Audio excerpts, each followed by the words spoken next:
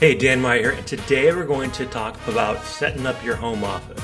Now, most of you probably already have a home office, and I actually recorded a version of this video about a year ago when the pandemic first started. But I want to revisit it and talk about more about how your home office should be set up for optimal use, right? To keep that work-life balance, to give you a sense of professional environment that you need to be successful. You have to have basically take the best of the home office and the best of the virtual or the physical office. Your virtual and your physical offices need to be somewhere in the middle. That's the best strategy for setting up your home office. So if you haven't done it already, here's some tips how. If you are thinking about doing it because you transition into a new line of work, a new type of business, something you're going to be growing more and more by working from home, think about these tips. But most likely you're already working from home on a regular basis or a significant percentage of the time. These are some tips that I've used to be super successful in the last year. And I've actually been working from home or working remotely for almost 30 years now, from my time at Wells Fargo through my time as an entrepreneur, helping as a consultant to set up businesses, traveling across the world, doing the consulting, training. I've learned a lot about how to work in a remote environment. And the remote environment is not always an office at home. Sometimes it's Starbucks, sometimes it's a virtual space. Sometimes it's like a virtual office where, meaning like a co-working space. But basically the themes are you want to look for these things. So number one, you want to think about natural lighting. You should definitely have natural lighting wherever you work.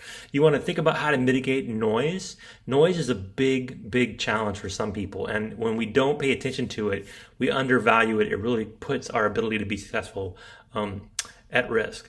Also talk about aesthetics, things that help you be focused and relaxed. You need to be able to sometimes focus and sometimes be able to relax, and they got to happen sometimes side by side. So you want to have those elements in your home office. You want to make sure you stay organized. You want to optimize the use of technology. You want to pay attention to your ergonomics about where you're physically going to be sitting and how it affects you. And you want to think about work like it's work. This is really the biggest key I'll talk about towards the end. So again, this is from my experience, and I've been working again remotely. I've probably, at my time at Wells Fargo, over the 15 years there, the longer I was there, the more I worked remotely, to a point where towards the end of my time there, I was working either on the road on business trips or just working from home quite a bit of the time that I was actually there. And then when I launched my first business, I didn't have an office for the first year. And then when I've launched other businesses, including the call center, I wouldn't be there every day. I'd be working virtually. And wherever I worked, I've always learned that the one thing you need to see is an outside light, natural lighting. I have the most effective when I can see outside, when I have natural sunlight coming into the room. It's better to record videos, better to be on Zoom calls, better to be able to give yourself a sense of energy. And it'll also help spruce up the background when you have natural light. So I do have an O-ring light here with me to help balance out the window on one side of the room for videos. But in general, this is a great place to work because I can see outside. It's just kind of like subconsciously, it helps you be able to relax, and you can see it rain, or you can see the sun, or whatever it is that makes you go, ah. You need to have more of that. So well-placed work lights help as well, like ring lights, or good overhead lights or good desk lamps. But you don't want to work in the dark, and you don't want to work in a cave. Those things long-term can really impact you. Not just your productivity, but actually your emotional state. Some people maybe can do it, but I don't think most of us are built that way. So natural lighting is the most important thing. Next up is mitigate background noise, right? Look for a place where you can work where you don't have a lot of background noise. So the office complex that I've worked in, as well as the apartment complexes that I've worked in, all have one thing in common. They're spacious and they don't have a lot of background noise. Sometimes this is challenging, especially if you're having to make do with kids in the house or kids next door, or you live in a noisy neighborhood. You got to look for ways to mitigate background noise, like using headphones. I don't use headphones very often because I don't have a lot of background noise. You also want to have a good microphone to amplify your sound, to collect the sound of your voice and not, collect all the ambient noise around the room. If possible, have a room in your place that's dedicated to your office and that has good noise dampening effects around it. Nobody loud next to you, nobody loud outside of you. I even have to coordinate sometimes with my scheduling for recording videos, knowing when the people outside are going to be doing landscaping, right? Like, so every Tuesday and Thursday morning before 10, it's not a good idea to do videos because there's leaf blowers out there. So knowing that kind of stuff is important. Okay, so the next thing to think about really is aesthetics. What do you have around you that kind of gives you a sense of focus or calm, as well as what kind of perks you up. Some people have inspirational quotes and posters and things they can post around them. I always have a map wherever I'm working. It helps me. I'm just a traveler at heart. I love to get out there and go places. So having a map always kind of like makes me think about what's possible and what I want to do next. I also have a banner for my business. Those are good things to have, kind of like, soft, subtle marketing pieces. I have a bookcase behind me, a lot of, my favorite books, a few things that help you relax. A lot of people think green plants are important, right? Having a green plant in the room. I'm just not a person that cares about plants, but I do see the advantage of having something that has some other life in the room. A vision board, some kind of, dry erase board. I do have a dry erase board in my office where I can, make notes on. Having things that allow you to both focus and relax. You want to be able to go from one to the other, because when you're super focused and you finish whatever you were doing that you're focused on, you want to reset your brain by being able to relax for a minute. And then it helps refocus you and then focus again on something else. So the fourth thing I'll talk about really is staying organized. This is super important because you don't have a lot of clutter. I don't have a lot of clutter here, right? I have a very few things around me in my workspace. I keep my desk clean. I make sure that, my bookcase has a lot of inspirational things and work stuff, a lot of data books for me because I'm a data guy, a lot of things about business and entrepreneurship. A lot of my favorite books are on my bookcase, and they're all neatly organized. Next up, I think about technology. How do you optimize technology, right?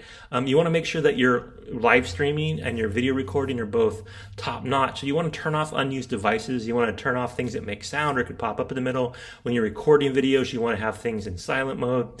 You want to keep your bandwidth solid by making sure that you, like I said, turn off all the devices you're not using. Make sure that you use technology as far as lighting, as far as sound, like I mentioned in previous discussion points. So really, technology is all about helping make things better for you to be able to focus on what you do best. The next is pay attention to ergonomics, right? I have a real good chair, gamer chair. I'm a gamer at heart. I love to game. I'm used to it. I'm comfortable. And I could sit in this all day, which I try not to do, but I could if I wanted to.